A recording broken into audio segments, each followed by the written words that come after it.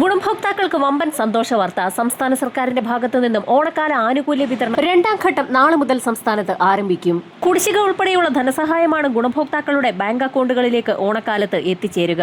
സാമൂഹ്യ സുരക്ഷാ പെൻഷൻ തുകയുടെ വിതരണ നടപടികൾ ആരംഭിച്ചുകൊണ്ടാണ് സംസ്ഥാനത്ത് ഓണത്തോടനുബന്ധിച്ചുള്ള ധനസഹായ വിതരണം സംസ്ഥാന സർക്കാർ പ്രഖ്യാപിച്ചത്.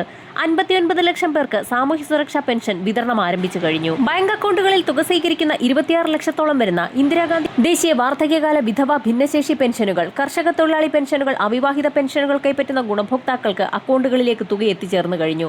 എന്നാൽ കൈകളിൽ തുക സ്വീകരിക്കുന്ന ഗുണഭോക്താക്കളിൽ ഒട്ടുമിക്ക ഗുണഭോക്താക്കൾക്കും ഇതുവരെയും തുക എത്തിച്ചേർന്നിട്ടില്ല. തുക എത്തിച്ചേർന്നിട്ടില്ലാത്ത ഗുണഭോക്താക്കൾക്ക് വിതരണം സജീവമാകും. പെൻഷൻ തുകയുടെ വിതരണം സജീവമാകുന്ന സാഹചര്യത്തിലാണ് സാമൂഹ്യ സുരക്ഷാ പെൻഷനുകൾ 3000 രൂപയിലേക്ക് ഉയർത്തുന്നു എന്നുള്ള സന്തോഷ വാർത്ത കൂടി എത്തിയിരിക്കുന്നത്. സാമൂഹ്യ സുരക്ഷാ പെൻഷനുകൾ ഓഗസ്റ്റ് മാസത്തിൽ വിതരണം ചെയ്യുന്നതിലേക്കായി 1105 കോടി രൂപ സംസ്ഥാന സർക്കാർ അനുവദിച്ചിരിക്കുകയാണ്.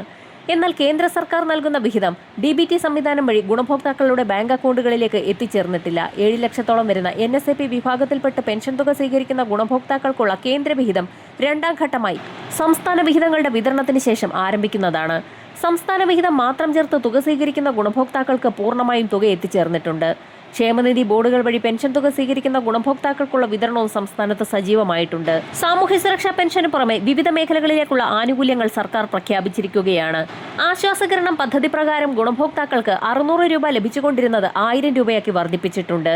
ആരോഗ്യകിരണം പദ്ധതിയിലെ സാധ്യത തീർക്കാൻ 200 കോടി രൂപ അനുവദിച്ചു. ആശാപ്രവർത്തകർക്ക് 1450 രൂപ ബോണസ് അനുവദിച്ചിട്ടുണ്ട്. സപ്ലൈകോയ്ക്ക് 53 കോടി രൂപ മുൻകൂർ അടിസ്ഥാനത്തിൽ അനുവദിച്ചു. തൊഴിലുറപ്പ് തൊഴിലാളികൾക്ക് 1200 രൂപ വീതം പ്രഖ്യാപിച്ചു. ഓണക്കിറ്റ് വിതരണത്തിൽ പോരായ്മകളില്ല എന്നും സൗജന്യ കിറ്റ് വിതരണം പുരോഗമിക്കുന്നുണ്ടെന്നും മുഖ്യമന്ത്രി VD സതീശൻ വ്യക്തമാക്കി.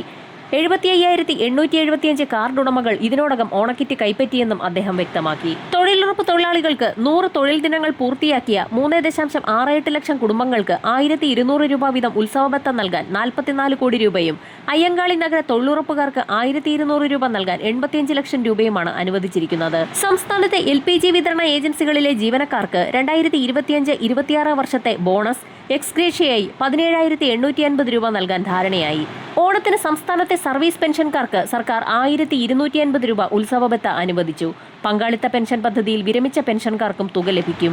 സർക്കാർ ജീവനക്കാർക്കും അധ്യാപകർക്കും 4500 രൂപ ബോണസ് അനുവദിച്ചിരിക്കുകയാണ്. ബോണസിന് അർഹതയില്ലാത്ത ജീവനക്കാർക്ക് പ്രത്യേക ഉത്സവബത്തയായി 3000 രൂപ നൽകും. അതേസമയം സംസ്ഥാനത്തെ എല്ലാ സർക്കാർ ജീവനക്കാർക്കും 20,000 രൂപ അഡ്വാൻസും അനുവദിച്ചിട്ടുണ്ട്.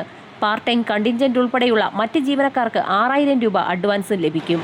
പുതിയ സർക്കാർ അധികാരത്തിലെത്തിയതിനു ശേഷമുള്ള പ്രവാസി ക്ഷേമനിധി ബോർഡുകൾ വഴിയുള്ള പെൻഷൻ വിതരണം 1 മാസത്തേത് മാത്രം ആരംഭിച്ചിട്ടുണ്ടായിരുന്നു. പെൻഷൻ തുക ഒട്ടുമിക്ക ഗുണഭോക്താക്കളിലേക്കും എത്തിച്ചേർന്നിട്ടുണ്ട്. ശേഷിക്കുന്ന 2 മാസത്തിലെ പെൻഷൻ കുടിശ്ശികയാണ്. ഓണം എത്തിയിട്ടും പ്രവാസി ക്ഷേമ പെൻഷൻ സർക്കാർ നൽകാത്തതിനെ തുടർന്ന് വിവിധ മേഖലകളിൽ നിന്നും പ്രവാസി സംഘത്തിന്റെ പ്രതിഷേധം ഉയരുകയാണ്. പെൻഷൻ കൃത്യമായി നൽകാത്തതിനെ തുടർന്ന് തിരുവോണ ദിനത്തിൽ സെക്രട്ടേറിയറ്റിന് മുന്നിൽ കഞ്ഞി വെച്ച് പ്രതിഷേധിക്കുമെന്ന് കേരള പ്രവാസി സംഘം ഇപ്പോൾ അറിയിച്ചിരിക്കുകയാണ്. 3 മാസത്തെ പ്രവാസി പെൻഷനാണ് UDF സർക്കാർ കുടിശ്ശിക വരുത്തിയിരിക്കുന്നത്. അടിയന്തരമായി പെൻഷൻ അനുവദിച്ചില്ല എങ്കിൽ സർക്കാരിനെതിരെ പ്രതിഷേധം കടുപ്പിക്കാനാണ് സംഘടനയുടെ തീരുമാനം. ഓണത്തോടനുബന്ധിച്ച് 1 ഗഡു പെൻഷൻ തുകയെങ്കിലും സംസ്ഥാന സർക്കാരിന്റെ ഭാഗത്തു നിന്നും അനുവദിച്ചേക്കുമെന്നുള്ള റിപ്പോർട്ടുകളാണ് ഇപ്പോൾ പുറത്തു വന്നിരിക്കുന്നത്. കൂടുതൽ മേഖലകളിലേക്കുള്ള ആനുകൂല്യങ്ങൾ ഉടൻ പ്രഖ്യാപിക്കും. വരും മണിക്കൂറുകളിലെ സർക്കാർ അറിയിപ്പുകൾക്കായി ചാനൽ സബ്സ്ക്രൈബ് ചെയ്യാൻ മറക്കാതിരിക്കുക.